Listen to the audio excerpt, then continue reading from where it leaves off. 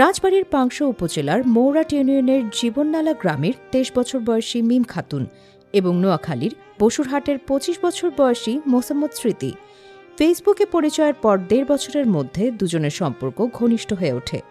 নিয়মিত যোগাযোগ, দেখা সাক্ষাৎ সব মিলিয়ে পরিবারও বুঝতে পারে সম্পর্কের ঘনিষ্ঠতা।